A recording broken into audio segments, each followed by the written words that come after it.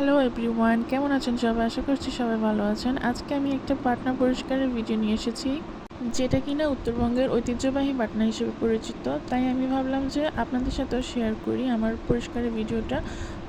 প্রথমেই আমি সাবান দিয়ে ওয়াশ করে নিচ্ছি, তবে সাবধানে করবেন যেহেতু প্রথম অবস্থায় কিছুটা ধারালো থাকে। এরপর আমি পানি দিয়ে ওয়াশ করে নিচ্ছি খুব ভালোভাবে।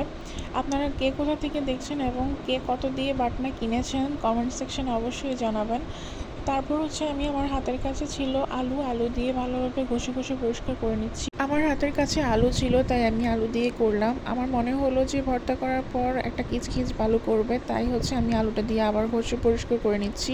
যেহেতু এটা মাটির, তাই চেষ্টা করবেন পরিষ্কার করার আগে 4 থেকে 5 ঘন্টা পানিতে ভিজিয়ে রাখতে। আমি 4 ঘন্টা ভিজিয়ে রেখেছিলাম। আলু দিয়ে পরিষ্কার করার পর আমি আবারও সাবান দিয়ে পরিষ্কার করে নিচ্ছি ভালোভাবে ঘষে ঘষে। আমার মনে হলো এভাবে ডিপ ক্লিন হবে। আমি এক্সপার্ট না, তাও আমার যতটুকু মনে হলো এভাবে পরিষ্কার করলে ক্লিন হবে, তাই আপনাদের সাথে শেয়ার করলাম। ভুল হলে ক্ষমা সুন্দর দৃষ্টিতে দেখবেন। আসসালামু আলাইকুম, আল্লাহ হাফেজ।